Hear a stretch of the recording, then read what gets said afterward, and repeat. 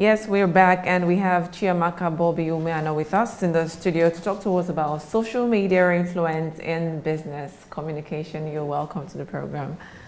It's social media has come to stay. Really, it's going nowhere. But social media is used by different people in different ways.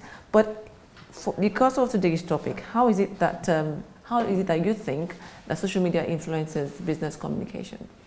In both ways, positively and negatively. Yeah. Positively because you can stay in the comfort of your bedroom and run things. I wouldn't say run your business, I would say run things. As in you can reach to any part of the world that you desire, and you can also create a huge followership and client from the folds of your bedroom or even your office. That's the height of it. But negatively now, well, we're seeing it interfering with personal communication skills, with personal lives, with families breaking up. So the question now is, what is technology for us? Is it assistive or is it destructive? But again, one may be quick to add that it's all about the use you put it to. You have to decide when to use it, how to use it, and for what purposes are you going to put it into use, and make sure that it's positive, or rather the positives outweigh the negatives. So what tips do you have? Technoference, positive, I would love to dwell on, because a lot of people want to see how they can put it into a great advantage. Because good will always overtake evil and overcome. So let's stay with what sort of positive the positive, tips you have. Well, making sure you remain connected with your loved ones, with your clients, with your investors, and making sure they're always abreast of whatever you're doing. But again, it's always difficult because, especially, let's take for instance, in family life situations, early in the morning in a typical town like Lagos, where, well, a good number of people are hardly sit to have breakfast as family. But let's assume it happens, and the next minute you find yourself out trying to catch up on the latest tweet. And from there, of course, we talk about what people tend to do. Once you go online, you end up doing something you didn't set out to do. That's what we call Wi-Fi, because you find out, you begin to wonder, from tweeting or answering this important mail coming from your office, of course, that's the excuse you may give. Oh, this is important, my boss needs a quick reply.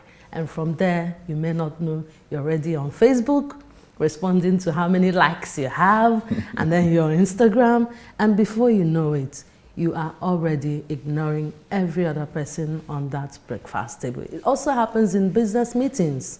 Before you know it, you have lost track of what is going on because you're distracted. Will you call it distraction? Oh yes, it's distraction. You are doing some business transactions on your phone. And from there you wandered away on business. And sometimes really, it was, what's his name, Mr. Roberts in 2012, who once coined the word, he combined the word phone and snub and came up with the word he called fab. And what does that mean? It's about snubbing people technologically, if I may put it that way. We're in a business meeting, and then I wander away, and I'm now paying attention to my phone. You're bored. That's another form of snubbing. Honestly, it indicates that you're not really interested in the people here. You don't want to talk to them. Maybe because you're bored. Maybe what you are saying is not in line with what you really came there for. It may not just be a question of being bored. It might just be that you've...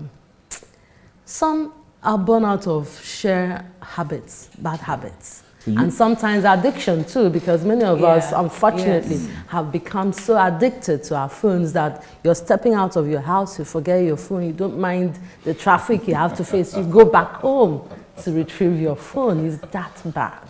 And also research is coming up as to the mental effects all these are having on us, because every day by day we discover that it's affecting our social skills, and for children who are still developing in terms of acquiring language skills, is also affecting them adversely, because a typical parent at home who spends most of his time or her time on the phone do not have that chance to interact as often as should with their have offspring. to draw the lines somewhere. So we began with maybe just one application in the time past package. Now we have several. You go on the store, typical store for example, you find so many applications and packages. You go through your phone's menu list, you find packages and programs you've downloaded. You have no idea what they're for, but they're on the phone. Business nowadays tend to be doing more communication via social media, and a number of people have said, maybe we restrict ourselves to just 2 or 3 platforms and it's okay for us. That's right. Others have continued on the 20s, God help them. But what do you think? Any line to be drawn? You think we can keep going on and think we can keep stretching the elasticity until it breaks? Unfortunately, there's no stopping. We're in it, we're in. Because this is the world we've found ourselves in, and it's skyrocketing. I mean, think about it. Robotics, artificial intelligence, they're all over us, and we cannot help but find a way to positively join the game and consciously understand that these things are for us to use. They are not meant to use us.